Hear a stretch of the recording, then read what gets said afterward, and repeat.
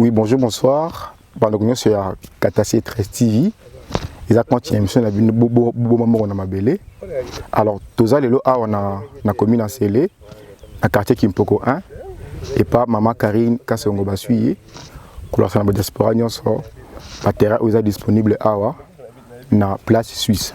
Alors, place suisse, ils ont précisément la commune en Célé, comme j'avais dit, dans le quartier Kimpoko 1.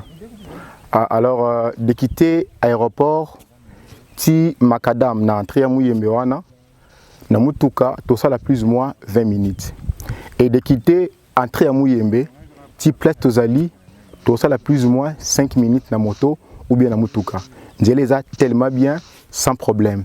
Alors on a place suisse tout ça na ba parcelle il y a ba dimension locale là 15 sur 20 23 sur 20 20 sur 20 et puis 15 sur 23. Alors, tout ça, à peine, dans la diaspora, nous avons besoin de espace, il y a qu'à investir à l'Amboka Congo, l'espace est disponible. Premièrement, l'espace est borné et puis il est cadastré. Donc, de quoi son espace est à la place suisse et pas Maman Karine Kassongo Basuye à Abangatna Hôtel Mikanda parce que l'espace est vraiment sécurisé. Parce qu'il y a un numéro cadastral. Donc ceux qui sont mis terrain na na place suisse pas Maman Karine Kassongo Basuye yo ça la juste musala ya mutation parce que ba document ni sont cadastral est disponible. Alors non seulement est sécurisé mais est peine na ba prix moko très abordable. Au contraire biso juste na ba numéro est affiché wana pour na ba détail pe pour na réservation ya place na bino na place suisse pas Maman Karine Kassongo Basuye. Alors, Kimpoko, ils ont un avenir moko incroyable. Ils ont un avenir moko très incroyable. Neti en face Nabiso, voisin Nabiso à la Canada, on a un projet à un site touristique. Et tout ça entouré beaucoup plus qu'à Nabino diaspora, mais tout ça entouré. Et juste na côté Nabiso Moussousoupé, tout ça déjà batoni usine ya poulailler. Oyo bazako exploiter des gens à place na bango. Donc de quoi ressemble espace na awa et pas na biso arojala jamais d'ici. Donc avenir na Kimpoko eza tellement makasi banzela eza bien ko bo santé que Kimpoko eza ka cité quartier il y a ba diaspora il y a que diaspora au basomba espace na bango awa na quartier Kimpoko. Alors tout ça juste na entrée à Mouyembe en quelques mètres na Makadam. Et de quitter Makadam, comme j'avais dit, tout ça là plus ou moins 5 minutes. Et Kolongwa et pas Mouyembe Moko, ti awa, tout ça là plus ou moins 2 minutes. Parce que Bissona dorte Mouyembe, tout ça juste en 5 mètres. Donc tout ça pas loin, Nzela ils a bien, ils a la jeep, ils a la voiture, moto, tout ça et tout. On a jamais d'ici. Donc l'espace d'Abisso est disponible, n'a pas pris encore très abordable. Donc pour Tambola, là Sabino ba espace, net au moment la côté yo, bande quoi Suisse déjà bazo kiango. Donc awa tout ça bande quoi Liman, bazana ba espace na bango, bande quoi Belgique, baza awa, bande quoi ya Grande-Bretagne, baza awa, bande quoi ya Allemagne, baza awa. Donc l'espace est tellement limité. Alors, là-bas, na biso, il y a une dimension plus ou moins il y a 7 mètres et demi. Donc, na 4x4, tokotika 5 mètres et demi. Et de deux côtés, on a tokotika pour canaliser maille. Donc, l'espace na biso yango bozomona na bilili où il est disponible pour la diaspora. Ils ont un prix encore abordable et puis ils ont ce qui tellement sécurisé. Donc au contact biso juste le numéro ils ont affiché wana pour plus de détails et pour réserver espace nayo. Bandeko bazo banga. Donc j'allais d'abord dire que il y a une différence entre au sommet terrain où l'état yebi na terrain où l'état yebité. Alors, terrain abisso l'état est bien parce que ils a déjà cadastré et numéro et document cadastral est disponible. Alors, so so mutuka lelo lobi ekosala accident ekobeba.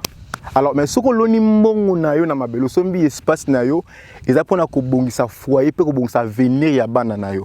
Donc mutuka ekobeba ekosala accident mais le pango jamais pour là. Donc tout ça la appel na bandeko nyonso bazan la souci ko somba ba parcelle tala tina puis li bino ba terrain a on a Kimpoko et pas maman Karine Kasongo basuye mukolo ba espace oyo azapeka diaspora lokola bino ngainde naza responsable numéro 1 oyo yemoko atia awa pour ko surveiller ba espace nae. Donc soko somi terrain na yo sache-le qu'on aura jamais d'ici parce que les documents cadastrales nyonso ezali eza déjà disponible. Donc sala ndenge bandeko basali bandeko ba boy ko suma na mutuka balingi nan balo na mbongo na bango na mabele basomi ba espace na bango nan bandeko Suisse baza awa bandeko Allemagne bazali bandeko ya Belgique bazali bandeko France bandeko donc bandeko ya ndenge na ndenge baza awa komo na ndenge nozomona boyete ezana avenir moko makasi oyo na Kimpoko ora même pas na idée même biso moto to kana Kimpoko dans quelques mois dans quelques années et ora la o eza leloté parce que il y a des projets oyo eza malem ko se réaliser a na Kimpoko soko tali yango o mona ngo eza tellement bien. Donc, ils ont tellement classe, ils ont tellement bien. Donc, au sommet terrain, on a Kimpoko 1, na commune ya Nsele, pemeni ya docteur Mouyembe. Donc, quand nous avons ba terrain, ils sont disponible. Donc, nous avons rappelé bino que l'espace tabiso est limité parce que tout ce qu'on a 5 parcelles, il y a 23 sur 20. Tout ce qu'on a parcelle moko, il y a 20 sur 20. Tout ce qu'on a parcelle moko, il y a 23 sur 15, tout ce qu'il y a la parcelle moko, il y a 20 sur 15, et puis tout ce qu'il y a la parcelle moko, il y a 24,4 sur 22. Donc le terrain abisso est vraiment limité. Donc il y a besoin de espace. Telle opportunité au Makarine Kasongo basuye à à disposition à bino. L'espace est sécurisé, ils ont borné, ils ont cadastré et puis ils ont un prix encore très abordable. Bomba mbongo na mabele pour lobby avenir ya bana yo, ils ont vraiment malamu. Osomi mutuka, osomi bilamba, osomi tout ça oko somba, eko bebe ko pola, mabele jamais pola, mabele jamais beba, mabele jamais si la valeur. Mais mabele de temps en temps et comme aura toujours la valeur de temps en temps. Donc l'espace yango bozomona est disponible pour nabino bandeko ya ba diaspora. Donc au sombi espace na awa et pas nabiso au sala juste musala ya mutation parce que ba document nyonso cadastral est disponible. Je dis bien que est disponible. Au commentaire biso juste na ba numéro est wana affiché au ba détail pe okoyeba qu'est-ce que au sala pona ko réserver espace na yo awa na pas Suisse et pas maman Karine Kasongo basuye. Na bo santé de quitter aéroport international de Njili ti à place tozali na moto ou bien na mutuka to sala plus ou moins 40 minutes na nzela. Donc de quitter aéroport international de Njili ti à place tozali to sala plus ou moins 40 minutes na nzela. Donc eza musikate. Il y a un na Macadam principal et un na aéroport international d'Enjili. Donc pour la réservation, pour la plus d'informations, vous contactez juste le numéro où ils ont affiché. Vous voyez qu'est-ce qu'il faut pour la réserver espace na yo awa na place Suisse pas maman Karine Kasongo Bashi. Espace ils ont borné.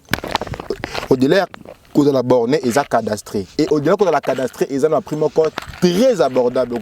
Donc on limité au le pan où ils ont en sécurité et puis na primoko ya C au ba corrélé ba kino précisément na primoko ya mangondo. Imaginez alors oser le quoi bongo na valeur donc oser le quoi valeur bongo na primoko ils a vraiment très abordable. Donc to bien ça bilo bande ko ba diaspora on a besoin ya ko investir mbongo na bino na mabele boto la opportunité au maman Karine Kasongo basuye atina disposition na bino yango bino oyo bonyo comme pour na makamutali ba parcelle bolele mingi ba escroquer bino mingi tala maman Karine Kasongo ba suina souci azana pour na bino à disponibiliser bino ba espace où ils a sécurisé et ils ont pris encore très abordable. Au côté qu'elle a jamais causé la décision parce que ma belle abisso l'état est bien. Au son de l'opang au l'état est bité yangonde ça la que bolela bo sala boy mais sauf son terrain honnête abisso l'état est bien. Ils ont vraiment sécurisé et puis ils ont cadastré.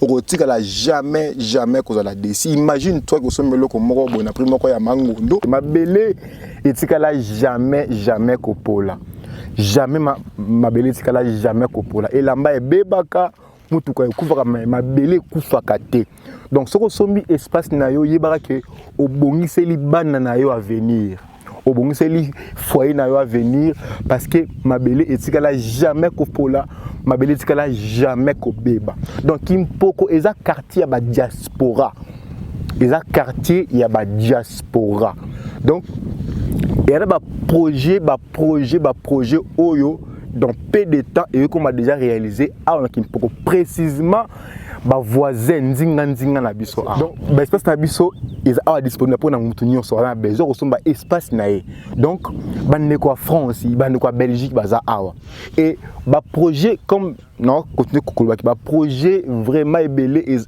et vous allez réaliser dans peu de temps à la Kimpoko dans quartier il y a bana poto imagine toi au une parcelle na yo na quartier à bana poto on a pris encore ya mangondo comme j'aime toujours dire et aux terrain ils a vraiment sécurisé imagine toi donc au banga no kutu tena makamtali mikanda cadastral parce que ba document cadastral eza nango disponible donc olela ba kosayo ba skokayo tout ça et tout ko banga te parce que ba terrain na biso eza ba terrain au l'état yebiango eza ba terrain au l'état pesi lango mikanda c'est à dire que eza na mikanda nango cadastral pona nzela ko banga te pona mai ko banga te ba forage des ezali okota tout ça et tout ton projet à forage pona coûte ba projet à na Kimpoko ko na parlons pas parce que dans quelques mois Kimpoko comme a transformé dans un niveau incroyable ah bah c'était Toronto ah bah telle chose donc il y a que de bons projets Oyo dans peu de temps je dis bien que dans peu de temps et donc comme réalisable donc Kimpoko ça quartier moko ya ba diaspora ça quartier moko ya bana poto donc ce qu'on sombi terrain na yo crois-moi que vous allez jamais déçu. Bonjour, bonsoir, Bandeko. Balandi ya émission ya Espace Suisse. Napesi nombo tebele. Ngamoko le grand gardien na kati Espace Suisse. Et pas ya maman Karine Kasongo basui. Espace eza disponible pour nabino. Oyo azana besoin espace aya awa a cause espace na ye. Ngana zawa comme gardien banda na vandiawa 2021 tilelo. Mutunyo sasa na besoin espace aya kasomba kana otomona te baye batungisi o problème mukanda o boye non oye osombi espace na yo eza libre osali musala na yo ndenge esengeli nde omoni bazola kisabino be espace oyo ngande mutuna sa gardien ya terrain oyo terrain eza vraiment disponible pona mutunyonso oyo aza na besoin ya kobomba mbongo na ye na mabele et pas maman Kasongo Karine basuye n'espace suisse donc l'espace eza disponible pour nabino ndenge muninga ucho présenter bino ba dimension ya mapangu ba numéro de téléphone eza wana eza disponible à tout moment et nyonso obenga okozala de cité okozwa et ano na mtuna nayo nde omoni tozo présenter bino espace oyo espace suisse mapango eza déjà cadastré makamnyonso eza normal oye ozui espace nayo libre sans mikakatano bye bye ciao.